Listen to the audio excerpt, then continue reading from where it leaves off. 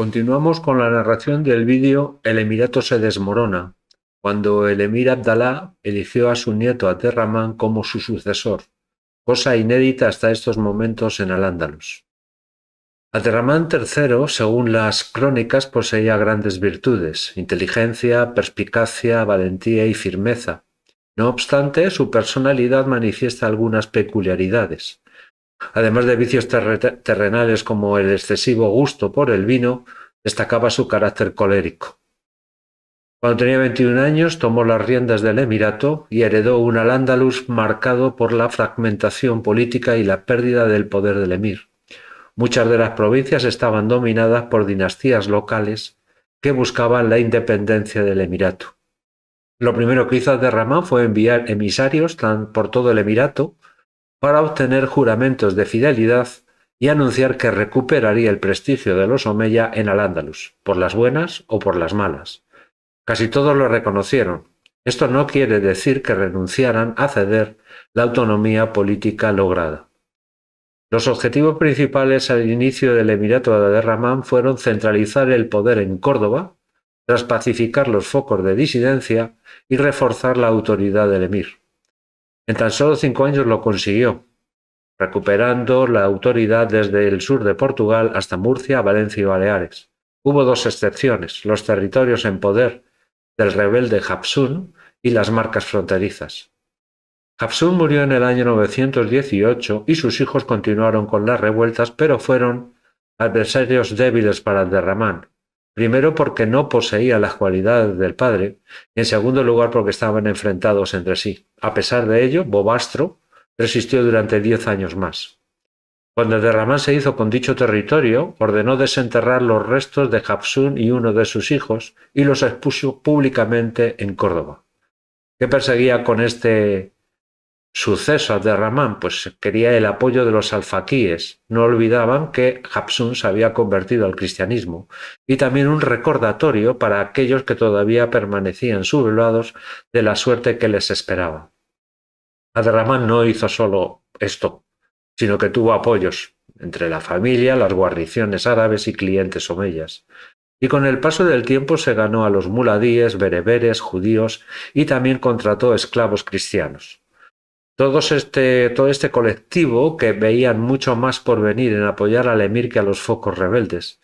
Y también estos serían el contrapeso a la aristocracia árabe para evitar que se volviesen muy exigentes en la petición de recompensas y en la autonomía.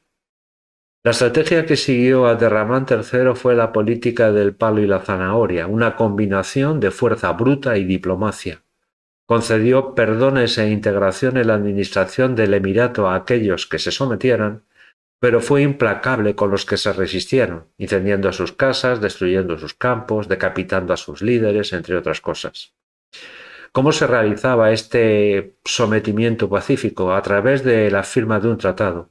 El caudillo rebelde abandonaba la fortaleza y era sustituido por uno designado por Abderramán.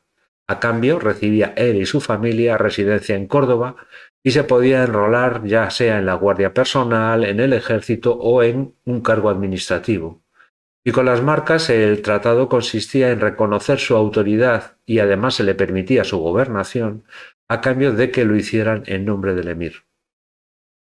Las medidas que tomó Abderramán para garantizar la lealtad de aquellos que se habían rendido fueron variadas. Por ejemplo, el envío de rehenes a Córdoba, el pago de impuestos, la leva de soldados, la movilidad en el cargo de gobernador para que no echara raíces, el desmantelamiento de las fortificaciones, así como el asentamiento de la población en la llanura para tenerla más controlada.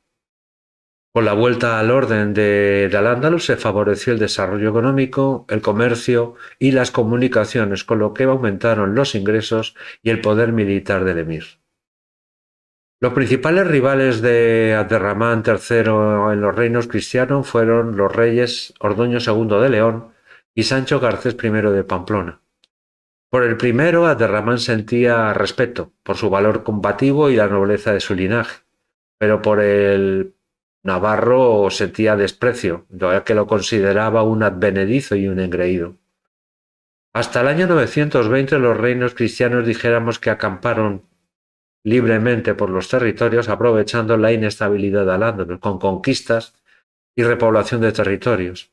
Pero a partir de esa fecha, Abderramán realizó una expedición que duraría 4 meses y se conoce como la campaña de Muez. En la batalla de Valdejunquera, al suroeste de Pamplona, los reyes cristianos, Ordoño II y Sancho Garcés I, sufrieron una derrota estrepitosa, donde murieron muchos condes y caballeros.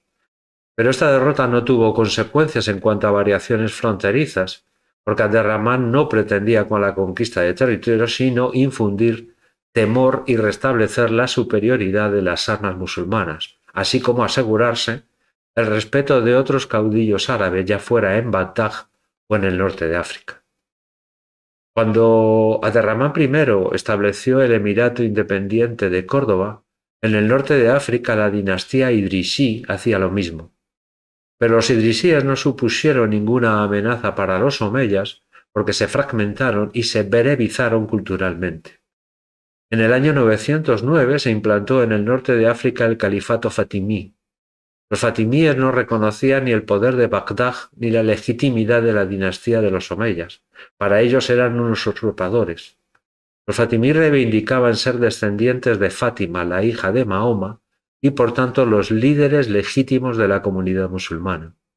Abderramán III estaba más preocupado por lo que estaba pasando en el norte de África que por los reinos cristianos.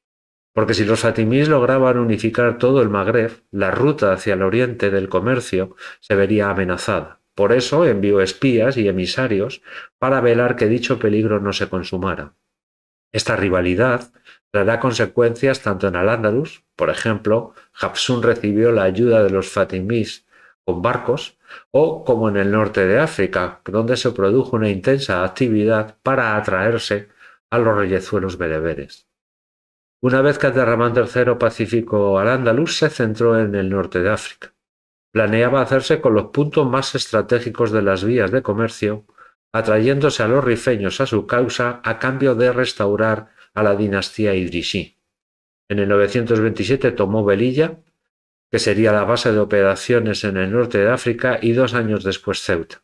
Sin embargo, las discordias entre bereberes y árabes debilitaron al reino idrisí. Esto hizo concluir a Abderramán que si Córdoba no asumía la dirección de las operaciones, no se llegaría a tener éxito. Y este sería uno de los motivos por los cuales Abderramán III asumiría el título de califa. Abderramán pactó con la mayor parte de las tribus. Realizó un intercambio, su independencia política a cambio de acatar la autoridad religiosa de Córdoba y dejar libres las vías de comercio. Por otra parte, contrató a muchos de sus guerreros como mercenarios y aumentó el número de espías y representantes en el Magreb. A partir del año 929, el Emirato de Córdoba dejará de existir con la autoproclamación de Abderramán III como califa.